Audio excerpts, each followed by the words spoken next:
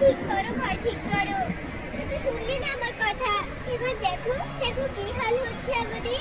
সবাই তাদের মজবুত ঘরে প্রাণ থেকে ঘুমাচ্ছে, আর আমরা দেখো কেমন আতঙ্কিত হয়ে রাত জেগে বসে আছি।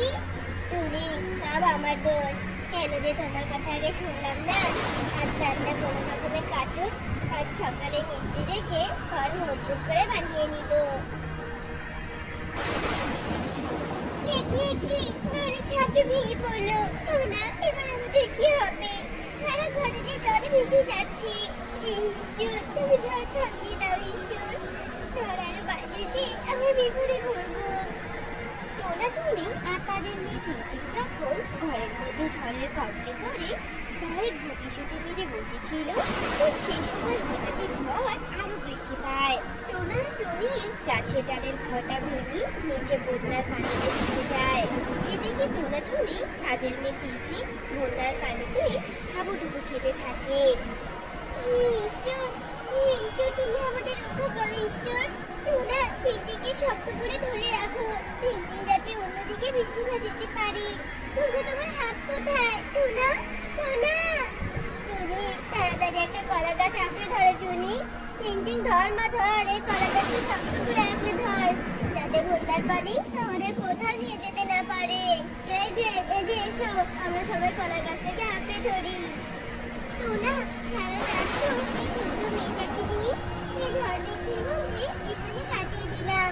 এদিকে বন্যার জলে টানে যে এই কোন কলা বাগানে এসে পড়েছি তাও তো জানি না। আমিও তো বুঝতে পারছি না টুনি, এটা কোন জায়গা। এদিকে সারা রাত জলের মধ্যে ভিজে থেকে আমার শরীর যে অবশ হয়ে যাচ্ছে ঠান্ডায়। আমাদের পুরো বাড়ি তো ভেঙে গেছে। টুনি, আমরা কোথায় যাবো, কি করবো, কিছুই তো বুঝতে পারছি না। আহা, তোমরা বুঝি ভীষণ বিপদে পড়েছো? সারা রাত ধরে দেখলাম এই ঝড় বৃষ্টির মাথায় নিয়ে আমাকে আঁকড়ে ধরে আছো। কে গো তোমরা, আর কোথায় না তোমাদের ঘর? কলা গাছের উপর নরম সুরে কথা বলে দেখি এ কেমন কলা গাছ? কলা গাছ কথা বলতে পারে? এ তো আমি বাপের জীবনেও শুনিনি। ওগো টোনা, আমরা কোন কলা বাগানে এসে পড়েছি? এবার আমাদের কি হবে গো? তুমি নিশ্চয়ই রাক্ষসী কলা গাছ, আমাদের এখন কেটে খাবে নিশ্চয়ই। না না, আমি কোনো রাক্ষসী কলা গাছ নই। আমার কথা শুনে তোমরা ভয় পেও না। ওসব ভয় পাওয়া বাদ দিয়ে আগে বলো তো, তোমাদের এমন অবস্থা হয়েছে কেন? কিসের জন্য এভাবে বন্যার জলে কষ্ট করছো? শুনবে কলা গাছ, তুমি শুনবে ওই ভয়ঙ্কর ঝড়ের কবলে পড়ে আমরা কিভাবে বাড়ি ঘর হারিয়ে নিঃস্ব হয়েছি। তাহলে শোনো, বলছি তোমাকে। আহারে, তাহলে তো তোমরা বড্ড অসহায় হয়ে পড়েছো। তবে তোমরা কোনো চিন্তা করো না, আমি তোমাদের সাহায্য করব। শোনো তোমরা, এই যে আমার কলা গাছ থেকে যে কলা পাতা দিলাম ছিঁড়ে, এই কলা পাতার উপরে তোমরা ভেসে থাকতে পারবে। কলা গাছ, তোমাকে অনেক ধন্যবাদ গো, এইভাবে তোমার কলা পাতা দিয়ে আমাদেরকে সাহায্য করার জন্য। এবার তাহলে আমরা এই কলা পাতায় ভেসে আমরা অন্য জায়গায় চলে যাই, দেখি কোনো শুকনো জায়গা পাই কিনা। এই কথা বলে টুনি তার পরিবার নিয়ে কলা পাতায় ভেসে ভেসে কলা বাগান থেকে বেরিয়ে পড়ে।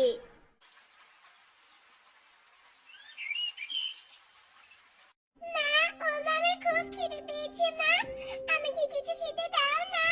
এভাবে কলা পাতায় ভেসে ভেসে আর কতক্ষণ থাকবো? কোথায় যাচ্ছি আমরা মা? মাগো, আমি যে আর খিদের জ্বালা কিছুতেই সহ্য করতে পারছি না। দাও না মা, আমাকে কিছু খেতে দাও।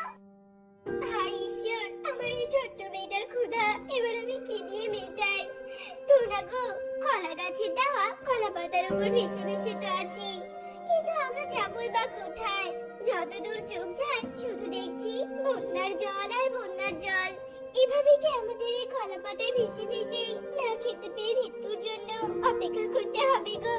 বলো না টোনা, তুমি কিছু বলো। টুনি, চুপ করো তো। আমি ওই যে ওই দূরে একটা কিছু দেখতে পাচ্ছি। টুনি, পেয়েছি পেয়েছি, উঁচু শুকনো জায়গা দেখতে পেয়েছি আমি। এবার বুঝি আমাদের কষ্টের অবসান হলো টুনি। শুকনো জায়গা দেখতে পেয়েছো? কোথায় দেখি দেখি। আরে টোনা, তাই তো। তাড়াতাড়ি টোনা, কলা পাতাকেও শুকনো জায়গায় নিয়ে যেতে হবে। কতদিন পর মাটিতে পা পড়বে। এই কথা বলে টোনা আর টুনি বন্যার জলে ভাসতে থাকা দুজনে দু টুকরো লাঠি পায়।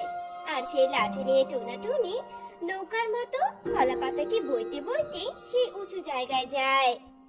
কি গো টোনা, আমরা কোন জায়গায় চলে এলাম গো? এই জায়গা দেখতে তো একদম স্বর্গের মতো সুন্দর। চারিদিকে শুধু ফুল ফলের গাছ, কোনো চিৎকার চেঁচামেচি নেই। এমন শান্তির জায়গা তো আমি আগে কখনো দেখিনি গো।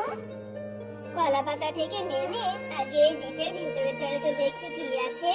ওই যে সামনে যে একটা আম গাছ আছে, ওই আম গাছে অনেক পাকা পাকা আম দেখতে পাচ্ছি। চলো টুনি, আগে পেট পুড়ে আম খাই। গত দুদিন থেকে আমরা কিছুই খাইনি।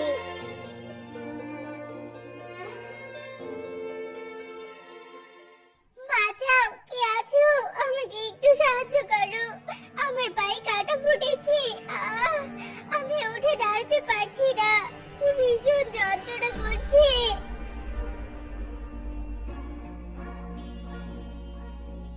কি গো, দেখো দেখো টুনি, এই আম গাছের নিচে একটা পরী বসে কাঁদছে, আর তার পা দিয়ে কত রক্ত পড়ছে।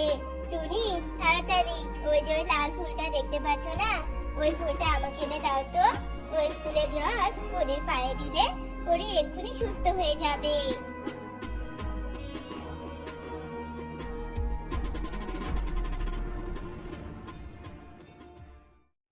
আরে বাহ, আমার পায়ে রক্ত পড়া তো একদম বন্ধ হয়ে গেছে। কে গো তোমরা? একেবারে দেবদূতের মতো এসে আমাকে বাঁচালে। এই জায়গায় তো আগে কখনো দেখিনি। আমরা এক অসহায় ভিনদেশী গো পরি, ঝড় বৃষ্টিতে নিজের ঘর বাড়ি হারিয়েছি। কলা পাতায় ভেসে ভেসে এই দ্বীপে এসে পৌঁছেছি। আমাদের কোনো পরিচয় নেই গো ফুলপরি, কোনো পরিচয় নেই।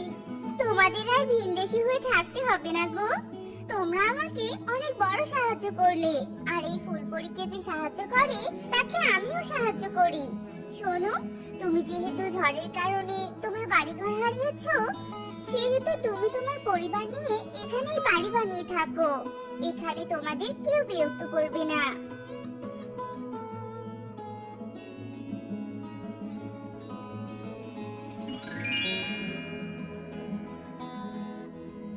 এই নাও, আমার পক্ষ থেকে একটা বাড়ি উপহার দিলাম। এই বাড়িতে নিশ্চিন্তে থাকো তোমরা। আর এই বাড়ির ভিতর প্রয়োজনীয় টাকা পয়সা খাবার সব দিয়েছি। আমি এবার যাই গো। হায় ঈশ্বর, এবার বুঝি তুমি আমাদের সুদিন ফেরালে। তোমাকে অনেক ধন্যবাদ গো। টুনি, তুমি কলা গাছকেও একটু ধন্যবাদ দাও, যার পাতার জন্য ভেসে ভেসে এখানে আমরা আসতে পেরেছি, ফুলপরিরে সাহায্য করতে পেরেছি। আর ফুলপরি খুশি হয়ে এই বাড়ি আমাদের উপহার দিয়েছে। চলো চলো, এবার নতুন বাড়ির ভেতরে গিয়ে বিশ্রাম নেই। কলা পাতার উপর ভেসে থাকতে থাকতে বড্ড ক্লান্ত হয়ে পড়েছি। এই কথা বলে টোনা আর টুনি তাদের মেয়েকে নিয়ে ফুলপরির দেওয়া বাড়িতে ঢুকে যায়।